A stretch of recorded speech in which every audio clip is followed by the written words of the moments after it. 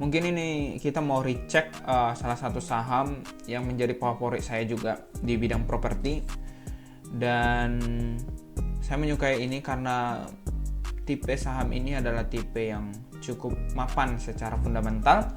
Dan kemudian juga saham ini punya tingkat keamanan yang cukup lumayan tinggi, yaitu dari segi DAR. Kemudian kita akan cari saham tersebut adalah DMAS.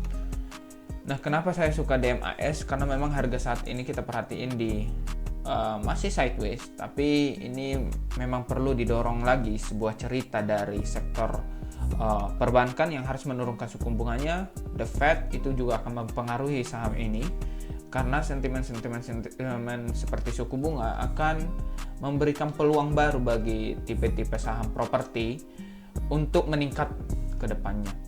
Oke. Saya akan bahas pertama dulu dari segi profil daripada perusahaan DMAS ini ya. Jadi untuk perusahaan DMAS ini memang bergerak di sektor properti, tapi fokusnya ini lebih kepada sektor pengembangan industrial, komersial, dan perumahan. Tapi setelah saya cukup sering berkecimpung di perusahaan ini, saya melihat bahwa perusahaan ini lebih dominan dikuasai atau lebih dominan dikuasain oleh sektor penjualan di industri. Itu saat ini juga lagi penjualannya meningkat di bagian industri. Dia juga memiliki kerjasama terhadap Sojitz Corporation yang berasal dari Jepang ya. Jadi dia memiliki 25% dan masyarakatnya cukup kecil ya. 17,72%. Ya, komisarisnya tidak ada yang megang ya sebenarnya. Kita nggak tahu apakah sudah ada. Nih, nggak ada. Oke, tapi kita akan bahas langsung nanti dari segi laporan keuangan terupdate-nya yang saat ini apa yang sudah terjadi, karena memang kita sangat menunggu laporan tahunannya daripada DMAS ini apakah meningkat, bagus, atau sudah terrealisasi ada sebuah pengembangan daripada penjualan si perusahaan lahan industri dari perusahaan tersebut.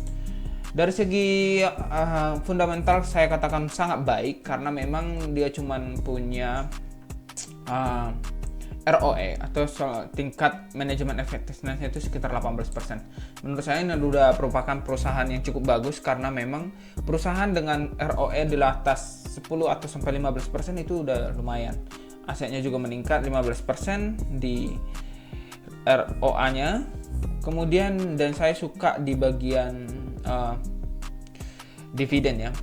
Dividennya ini bisa sampai 13% per tahun. Artinya kita tanpa ngapa-ngapain pun atau meletakkan uang tanpa perlu berharap capital gain-nya, kita sudah dapat 13,58% dari dividennya saja. Belum lagi ditambah dari kenaikan capital gain yang mungkin lebih besar ya. Kalau kita perhatiin di sini memang di tahun ini sedikit menurun, tapi lebih meningkat juga dibandingkan tahun 2021. Harusnya tahun ini adalah tahun dimana DMAS ini harusnya udah naik sih, karena memang harganya masih murah.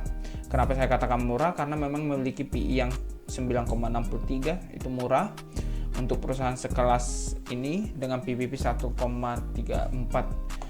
Ya, tapi kan PBB-nya cukup naik nih 1,34. Ya, menurut saya sih dibandingkan ROE-nya harusnya harga wajarnya ini mungkin harga fair value-nya itu ada di 1,8 sih menurut saya. Jadi PBB-nya itu harus di 1,8.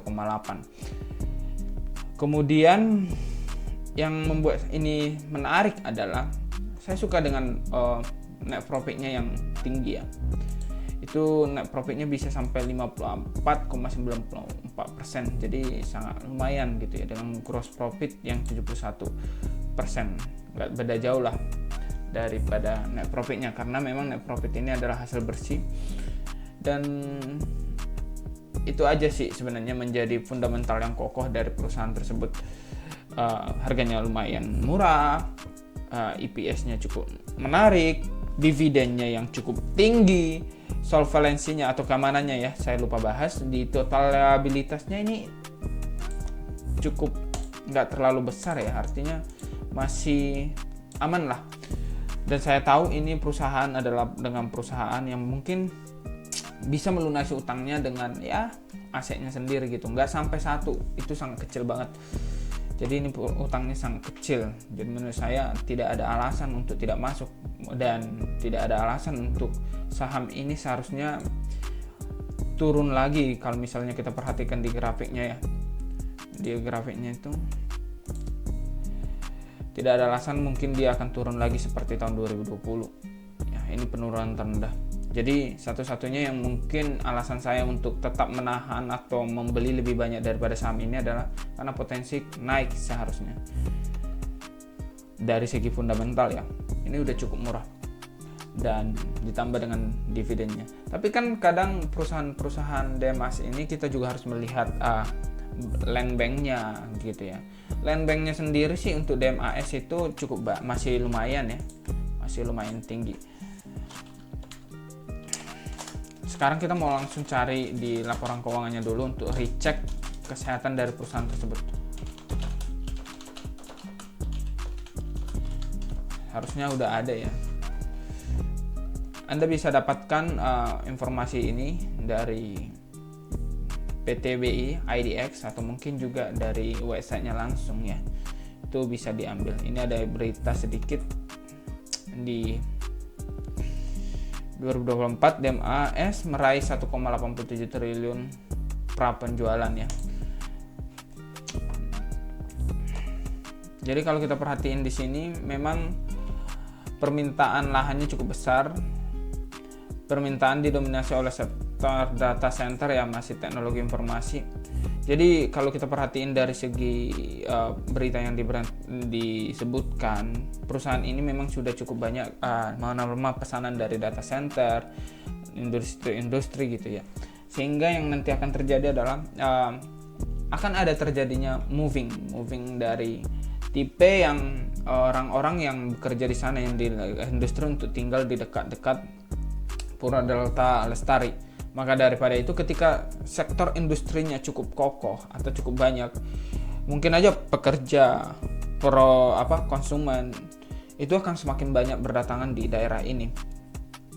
Dan itu akan meningkatkan sektor komersilnya atau sektor para yang akan membeli rumah mungkin, atau mungkin lebih ke kawasan-kawasan penyewaan gitu di Pura Delta ini. Walaupun sebenarnya mereka lebih banyak tahun ini menjual industrial, tapi dengan penjualan itu akan meningkatkan sisi komersialnya. Itu sih dari perspektif saya ya.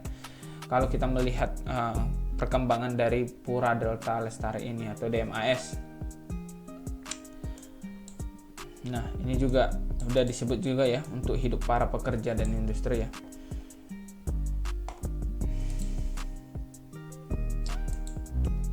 Itu aja sih beritanya. Tapi kita udah dapat nih bahwa tahun 2023 ini sudah dapat 1,81 pra penjualan, dan mereka ingin menargetkan 1,81 triliun untuk tahun 2024. Kalau kita perhatikan di tahun 2023 mereka udah punya 1,87 triliun untuk pra penjualan.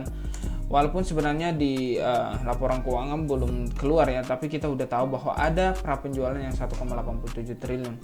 Artinya bagi saya ini adalah perusahaan yang nantinya bakal mengkoleksi yang cukup kas yang lumayan, dan ada dua kemungkinan akan terjadi. Yang pertama, kas tersebut akan dibagikan kepada para investor karena memang perusahaan ini adalah perusahaan yang sangat rajin membagi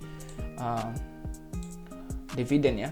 Nih, dividennya 12 bahkan 2 kali setahun ya, 2 kali setahun. Jadi menurut saya tipe dividennya si DMAS ini nggak kaku harus sekali setahun, tapi 2 kali setahun. Itu membuat para investornya nyaman-nyaman aja untuk memegang saham ini dalam waktu yang lama. Kalau kita butuh duit, tinggal tunggu dividennya di semester pertama dan semester kedua. Seperti itu sih.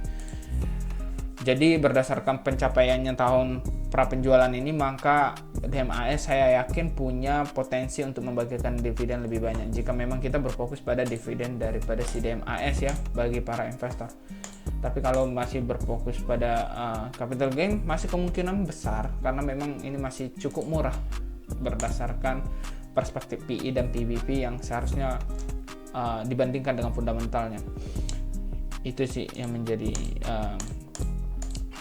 hal yang bisa dapat kita informasikan terkait perusahaan Delta Mas. Mungkin selanjutnya kita akan cari saham berikutnya yang mungkin kita akan recheck lagi, dan kita bisa melihat potensi-potensi apa dari saham-saham yang bisa kita peroleh. Terima kasih.